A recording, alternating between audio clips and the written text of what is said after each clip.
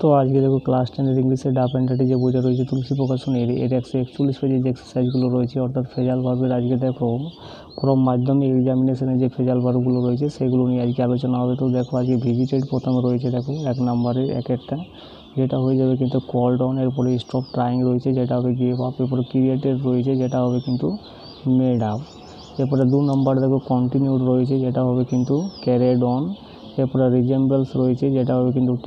Text after, withdrawn রয়েছে যেটা হবে কিন্তু কল্ড অফ। এরপরে দেখো এখানে ফলোড রয়েছে, ফলোডটা হয়ে যাবে কিন্তু ওয়েন্ট আফটার, রিডটা হয়ে যাবে এখানে গন থ্রো, ডিস্ট্রিবিউটেড রয়েছে যেটা হবে কিন্তু গেভ অ্যাওয়ে, এরপরে রিড রয়েছে যেটা হয়ে যাবে কিন্তু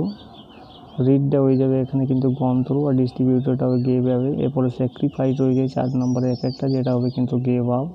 ইনভেস্টিগেটিং রয়েছে যেটা হবে কিন্তু লুকিং ইনটু, আবার ফাইন্ড রয়েছে যেটা হবে কিন্তু কাম বাই। এরপরে দেখো এখানে রয়েছে 5এরগুলো দেখো 5এর স্টার্টেড দেয়ার জার্নি যেটা হবে সেট আউট, আন্ডারস্ট্যান্ড যেটা হবে মেক আউট, অ্যাবান্ডেন্ট যেটা হবে কিন্তু গেভ আপ। এরপরে এখানে দেখো 6 নম্বরে রিকভার রয়েছে যেটা হবে কিন্তু কাম রাউন্ড, রিজেক্ট মানে এটা হয়ে যাবে টার্ন ডাউন, ওর রয়েছে যেটা হবে কিন্তু পুট আউট, আন্ডারস্ট্যান্ড মানে হবে মেক আউট, মেট হয়ে যাবে কিন্তু এখানে কেম অ্যাক্রস, আবার এপিয়ার রয়েছে যেটা হবে কিন্তু টার্ন আপ, উইথড্রনটা হয়ে যাবে কিন্তু কল্ড আউট। এরপরে 8 নাম্বার দেখো রিজেম্বলস মানে কি সদৃশ্য হওয়া যেটা হয়ে যাবে টেক্স আফটার, স্টার্টস মানে শুরু করা যেটা হবে সেট সিন, ক্লোজেস মানে বন্ধ করা যেটা হবে ব্রেকস আপ, আবার এখানে পাবলিশড মানে প্রকাশিত হয়েছিল যেটা হবে কিন্তু ব্রড আউট।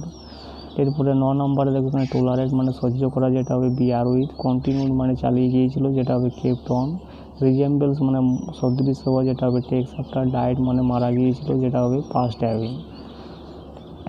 এরপরে রিকভার মানে আরোগ্য লাভ করা যেটা হবে কাম রাউন্ড, চেস্ট মানে ধাওয়া করেছিল যেটা হবে র্যান আফটার, চেঞ্জ মানে পরিবর্তন করা যেটা হবে গিভ আপ।